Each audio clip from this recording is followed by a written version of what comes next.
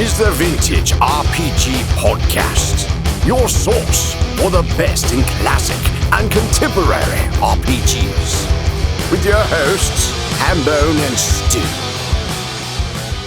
Welcome to Vintage RPG Podcast, coming at you again from the clubhouse, hidden somewhere in the swamps of New Jersey. I'm John Hambone McGuire, and with me, as always, is the founder and publisher of Unwinnable, now published author of Monsters, Aliens, and Holes in the Ground, a guide to tabletop role-playing games from D&D to Mothership, Stu Horvath. It's me. Dude, I just want to say up front, congratulations. By the time this episode airs, it'll be a week after the official release of your book. You know, I've said it before, I've said it again. I'm so proud of you. I'm so excited for you.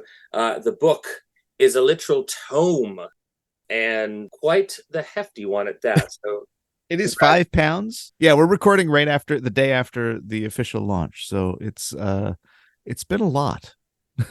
Yeah, it's been kind of whirlwind week. I got to say, also, shout out to everyone who worked on this. You know, we shouted them out previously, but yeah, the book is gorgeous. I was fortunate enough to have worked with Derek Kinsman in the past, who laid this out, and he has far exceeded the excellence that I knew him for. Even this is going from Padawan to full ass Jedi.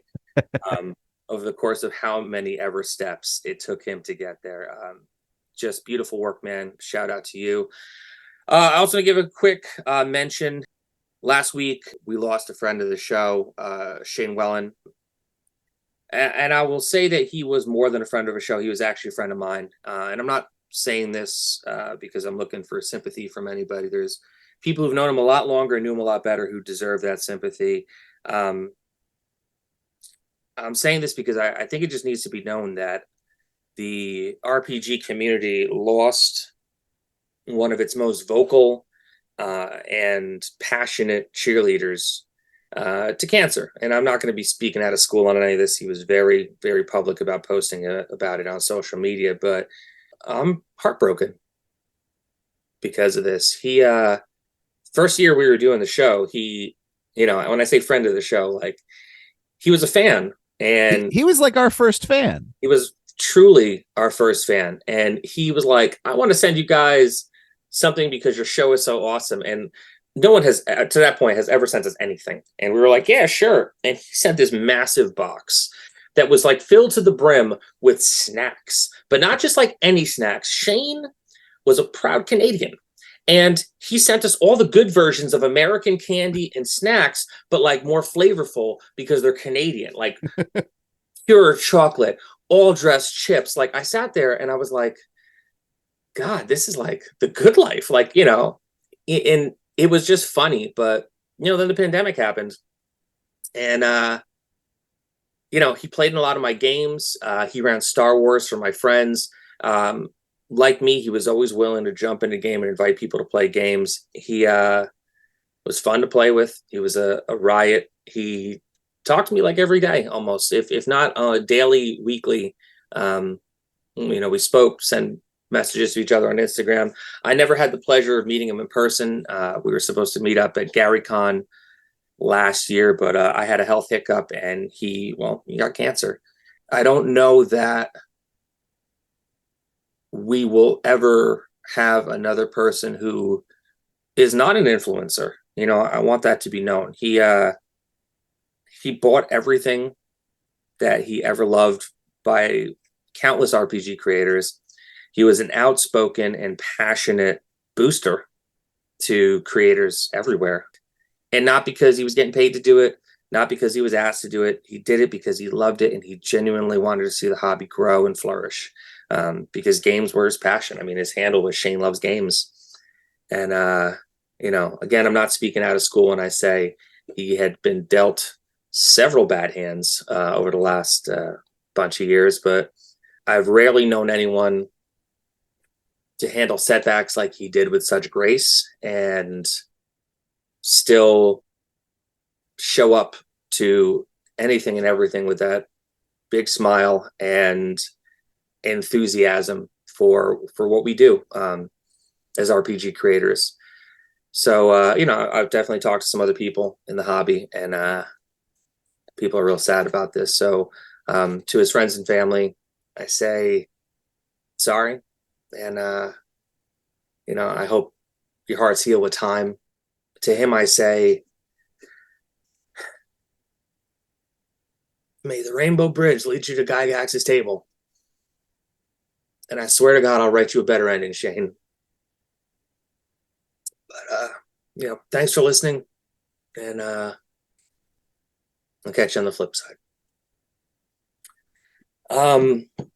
So now that I've gone through that sad diatribe, let's talk about. Tough act to follow, Hambo. Jeez. I know. I should have saved it for the end of the show, but I've been thinking about it for days, and No, I know it's a tough one. I was floored when I saw the news, and I probably still haven't processed it. And like I said, he was our first fan. It's the world sucks, and it's totally unfair, and we should be nicer to each other as we navigate its labyrinth. Well, with that, what are we talking about? We're talking about Beyond the Supernatural. Fuck. All right. So, Beyond the Supernatural is part of the Palladium set of games. I picked it because it's still October, and while the horror games are we've done so many of them. But Beyond the Supernatural is one that kind of I missed for a long time. I didn't have it back in the day. I wasn't really aware of it back in the day. I got my copy of the original 1987 rulebook last year. And boy, is it a Palladium book. Yeah, it is. It's like 300 pages, 256, but they're really thick pages. It's interesting because it's 1987. It's only a couple years after the Teenage Mutant Ninja Turtle game. But you can really see a lot of rifts in this. The project to bring the Megaversal system, this unified Palladium in-house system, into being is definitely firing on all cylinders at this point. So just a little background, because I don't think we've talked about a Palladium game in a long time on the show. Definitely been a minute. Yeah. Yeah. So the Palladium house system first emerged as the Palladium fantasy role-playing game, which is Kevin Ciambietta's house ruled Dungeons and Dragons. It's D&D with a lot of extra stuff. One of their very first products was a series of books that created a more realistic weapon system. This is something that we see over and over and over again in early D&D hacks. Merp did it, or Rollmaster rather. The idea of just we need more realism in our weapons. So it was already a very weapons first version of D&D. And then it develops from there. And basically the idea was that everything that they worked on after that was designed to plug into this D&D based system.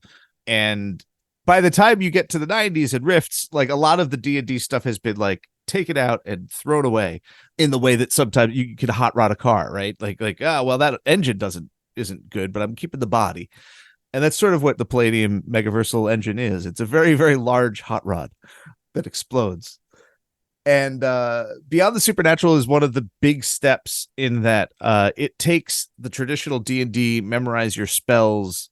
You get a certain amount of spells per day, takes that system, throws it away, and replaces it with what do they call it?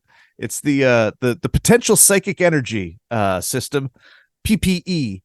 Riffs really likes its abbreviations. Yeah, it does. So PPE is what powers PCCs, which are psychic character classes in Beyond the Supernatural. There's a bunch of them. It's psi mechanics, physical psychics, sensitive psychics. There's straight up magic users. I don't remember what they're called. Parapsychologists don't have any actual powers, but they have a knowledge of them. There's they're the opposite of psychics. They're people who disbelieve so strongly in psychic abilities and the supernatural that they actually have a negative effect. They can diminish the powers of the supernatural just by being there, which I think is so good a concept. It's just the cooler at a poker table. Yeah, kind of. I love that. It's such a great idea. It basically it converts everything to a point-based skill system. So you have a set of psychic skills, and then you can use your PPE to power your magical spells. So this replaced the older sort of spell system and really it's this plus the mega damage or whatever it's called that they came up with for the Robotech RPG. Those two components are really what I think come together to make the bombastic system of Rifts come to life. 1987, we're 3 years away from Rifts, but it seems the tenor of Beyond the Supernatural is very much in the mode of Rifts, and I was surprised to see it. It purports to be a horror game. I mean, it's definitely a supernatural game, and it does offer like a lot of different tonal experiences. Like you could play a really stupid game of Beyond the Supernatural, you could play a really serious game, it could be bloody and gory, or it could be like a little bit more restrained. But I think that it's so combat oriented that it's always going to sort of be like a run and gun Monster Hunter game rather than what I would consider like a horror game. I mean, it's still like close cousins, right? But I was trying to kind of figure out like a good way to kind of encapsulate the tone, and it is very much like a specific sort of like bad 80s horror movie, monster movie. I think maybe the best example of what I think what I perceive a Beyond the Supernatural campaign being like is the very not good Clive Barker film Rawhead Rex. Oh, wow. Okay. Where you have like a really sort of like terrifying, but also deeply goofy monster that is extremely violent. And it's just sort of like a gore fest. And like that movie very much channels for me some of that everything is exploding Riffs feeling, but applies it to horror in a way that I think is informative of the Beyond the Supernatural experience.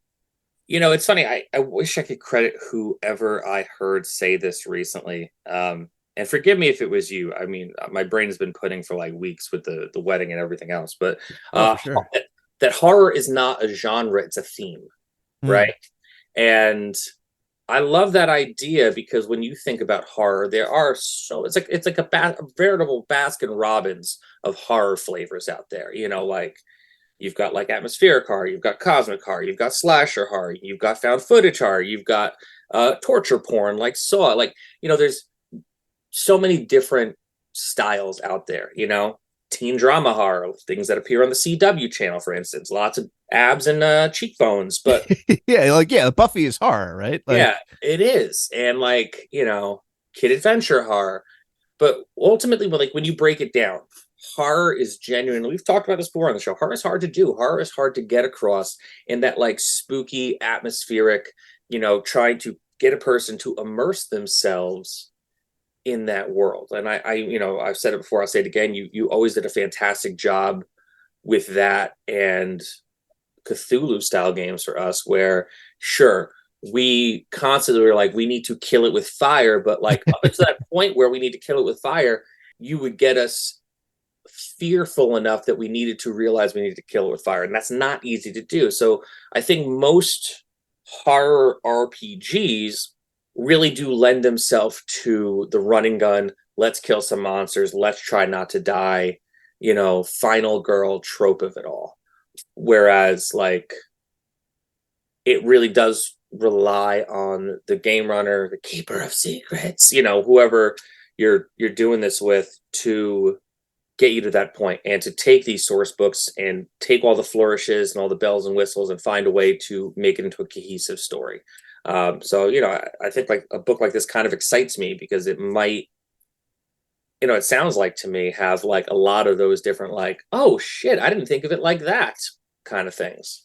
It is pretty great in that way. It approaches horror from a direction that I never would, and it does it in a bunch of different ways. And seeing how open the game is about the tone of the game and not being married to a specific tone is really interesting and refreshing. It's an interesting book. It's a good thing. It's like, I don't want to say that it's quite on the level of the GURPS horror book, because that book is just like on a whole other level in terms of just examining what horror is, but it's definitely like you can put it on the shelf next to it, and I feel like they're pretty good companion books. There's too many guns. There's too many. Yeah, It's Rifts. The there's too much everything. There's just too much system here. I love the idea of the Megaversal system. I think that it's super interesting to read about and talk about, but like I can't run it. And I think that it's like I think that it's probably its best form is the Savage Worlds crossover, where like they strip out all of the crunchy mechanics and just make it like a over the top, more freeform game. Well, what year did this come out again? 87. So this is, pre-OSR, right? Oh, yeah. Like where it's to a point where this is just OS. It's just really? OS. Yeah. No R. OS if you're nasty. But like back then, I really do think a lot of books had a certain degree of, but if we don't include it, how will they know? Right? Yeah.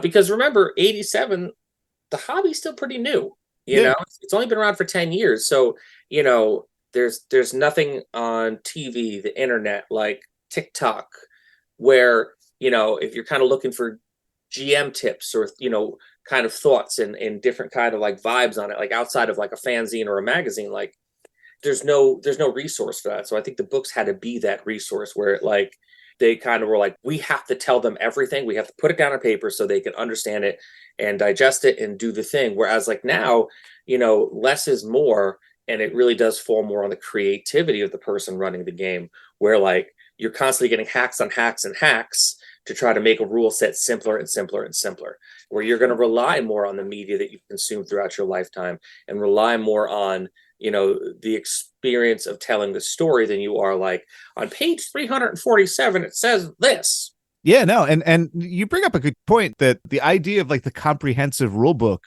was really like it was born in the mid 80s, and this is a pretty early example of it. And then it would come to define the 90s with like the idea that you have everything you need in one book. Beyond the Supernatural actually kind of stuck to that. There's a box set that has like a tabloid vibe. I don't have that. But other than that, I'm not really aware of any other Beyond the Supernatural books or like expansions to the line. I think that it really was like mostly a single book and done.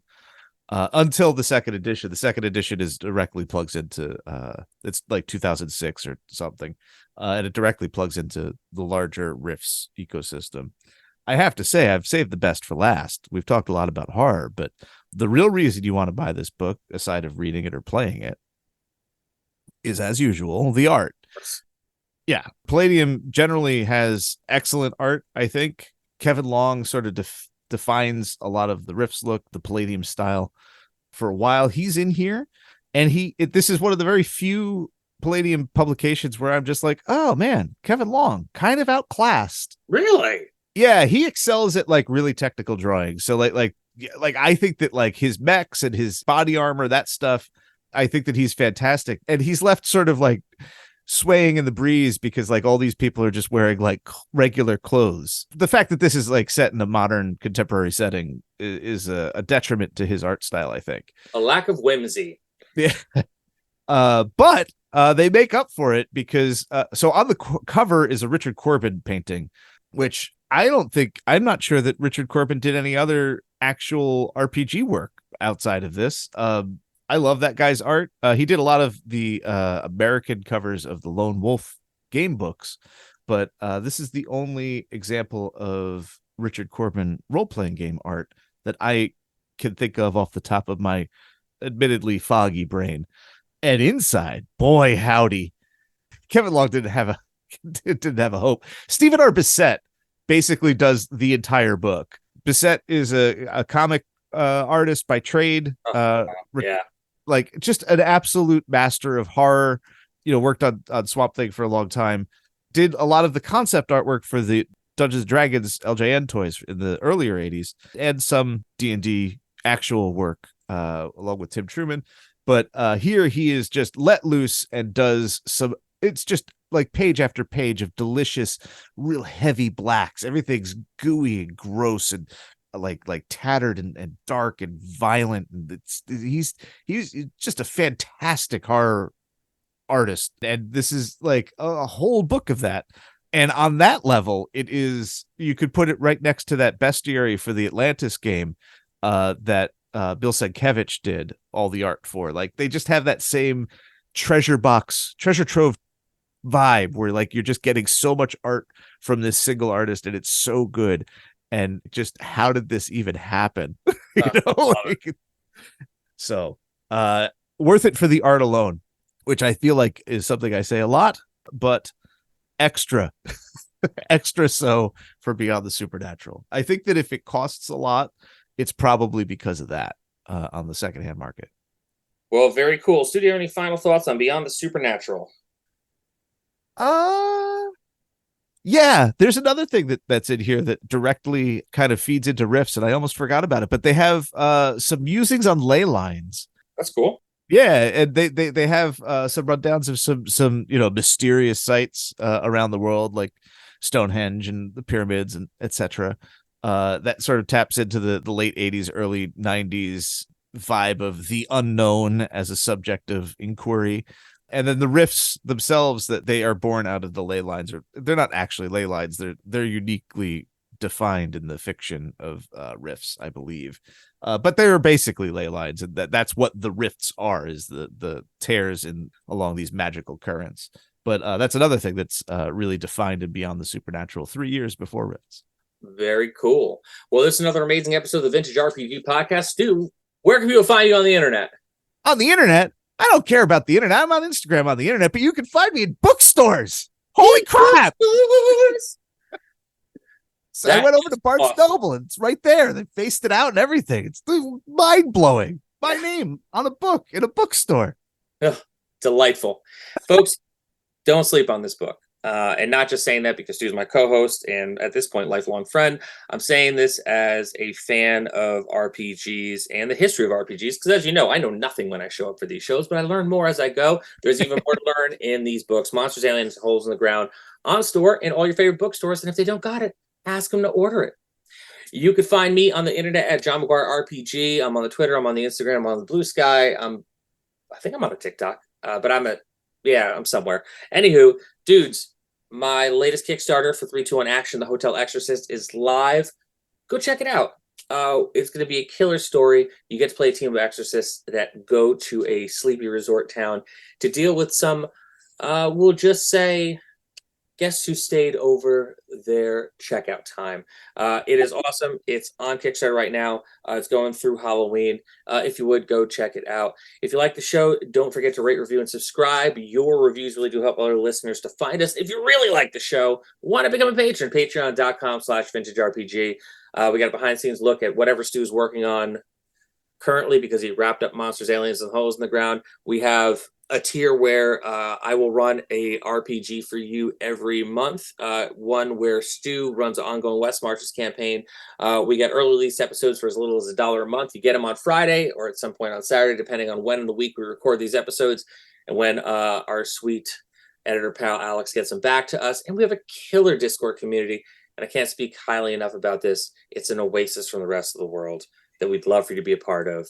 Patreon.com/vintagerpg. So for Stu Horvath, I'm John Hambone McGuire. May the dice always roll in your favor. Take care. Thanks for listening. Don't forget to like, review, and subscribe to the podcast. Every review helps other listeners to find us. The Vintage RPG Podcast is a ham-fisted production. Music by Dega West. Art by Schaefer Brown. If you like the podcast, you should also consider becoming a patron at patreon.com.